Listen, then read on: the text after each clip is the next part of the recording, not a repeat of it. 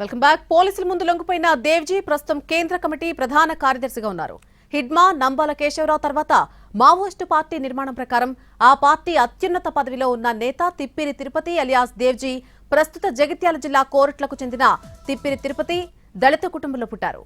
1980లలో Karimnagar SRR కాలేజ్లో BSc చదువుతుండగానే విద్యార్థి రాజకీయాల వైపు వెళ్లారు. కాలేజ్లో చదివేటప్పుడు విద్యార్థి సంఘాల మధ్య జరిగిన ఘర్షణల తర్వాత ఆయన అజ్ఞాతంలోకి వెళ్లిపోయారు. ఆ తర్వాత మావోయిస్టు పార్టీలో అంచెలంచెలుగా ఎదిగారు. రాడికల్ విద్యార్థి సంఘంలో ఉన్నటువంటి సమయంలో కరీంనగర్ ప్రాంతంలో చురుగ్గా పనిచేశారు తిరుపతి.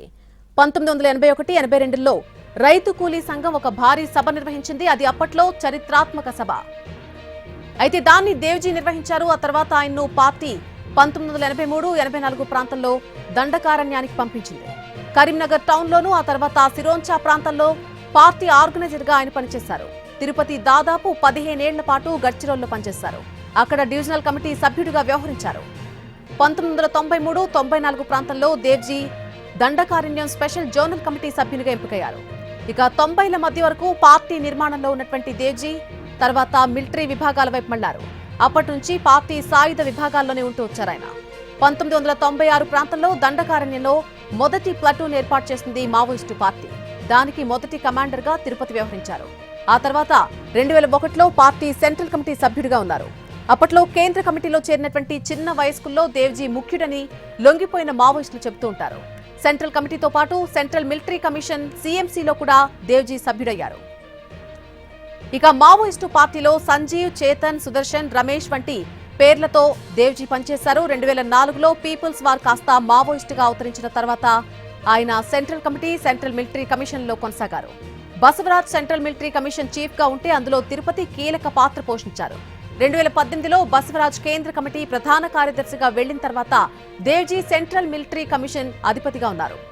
ఇక ఛత్తీస్గఢ్ లో భద్రతా దళాలపై జరిగిన కీలక దాడుల్లో దేవ్జీ పేరు ప్రధానంగా వినిపించింది. మావోయిస్టు మిలిటరీ శిక్షణ ఆపరేషన్లో దేవ్జీ కీలక భూమిక పోషించారని పార్టీని దగ్గర నుండి పరిశీలించేవారని చెబుతూ ఉంటారు. ఇక People's Liberation Guerrilla Army PLGA ఏర్పాటు వెనుక దేవ్జీ ఉన్నారని కూడా ప్రచారంలో ఉంది. జాతీయ దర్యాప్తు సంస్థ NIA మోస్ట్ వాంటెడ్ జాబితాలో దేవ్జీ ఉన్నారు. ఆయన పేరుపై భారీగా రివార్డు ఉంది.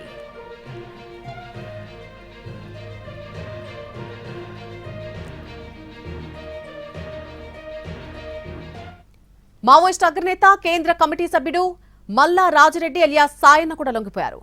మల్లా రాజిరెడ్డి స్వస్థలం పెద్దపల్లి జిల్లా మంతని మండలం ఎగ్లాస్పూర్ పరిధిలోని శాస్త్రులపల్లి. ఛత్తీస్గఢ్, ఒడిశా దండకారణ్యంలో ఆయన కీలకంగా వ్యవహరించారు.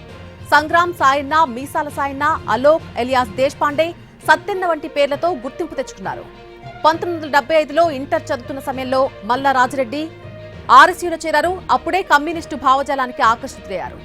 1975 నుంచి 1977 వరకు రాడికల్ యూనియన్లో పనిచేశారు.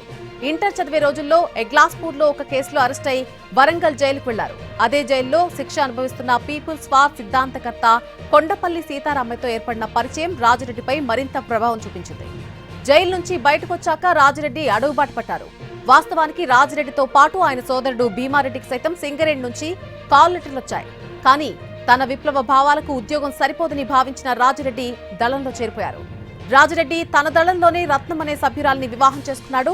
వారికి స్నేహలతారెడ్డి అనేటువంటి ఒక కుమార్తె కూడా ఉన్నారు. అయితే దళంలో కొనసాగుతున్నందున కూతురు ఆల్నా పాలను చిన్నప్పుడే తమ్ముడు భీమారెడ్డికి అప్పగించారు.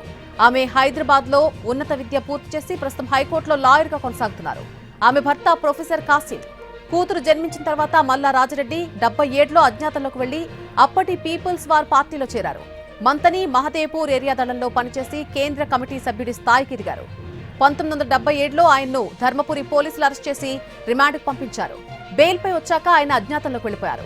మహారాష్ట్రకు వెళ్లి పార్టీ కార్యకలాపాల్లో చురుగ్గా పాల్గొన్నారు. ఇక 86లో ఆదిలాబాద్ జిల్లా సిర్పూర్ కాగజ్ నగర్ పోలీస్ స్టేషన్పై దాడి జరిపి ఒక SI 12 మంది పోలీసులను కాల్చి చంపేశారు. ఖమ్మం జిల్లా కరకగూడెం పోలీస్ స్టేషన్పై మెరుపు దాడి జరిపి 16 మంది పోలీసులను హతమార్చారు. 1996-97లో ఆయన్ను పార్టీ కేంద్ర కమిటీలోకి తీసుకుంది. తొలితరం మావోయిస్టు నేతలతో కీలక సంబంధాలున్న ఆయన మావోయిస్టు పార్టీలో అంచెలంచెలుగా ఎదిగి అత్యంత కీలకమైన మావోయిస్టు కేంద్ర కమిటీ సభ్యుడిగా కొనసాగుతున్నారు. మావోయిస్టు అగ్రనేతలు కొండపల్లి సీతారామయ్య, గణపతి సహా పలువురు కీలక నేతలతో కలిసి పనిచేశారు. ఆయనపై కోటి రూపాయల రివార్డుంది. రాజిరెడ్డిపై ఉమ్మడి ఏపీతో పాటు పలు రాష్ట్రాల్లో పోలీసులపై దాడి చేసిన ఘటనలకు సంబంధించి కేసులున్నాయి. సిర్పూర్, కాగజ్ నగర్ లో 1986లో పోలీస్ స్టేషన్పై దాడి చేసి ఎస్ఐ 12 మంది పోలీసులను కాల్చి చంపిన కేసులో రాజిరెడ్డి నిందితుడిగా ఉన్నారు.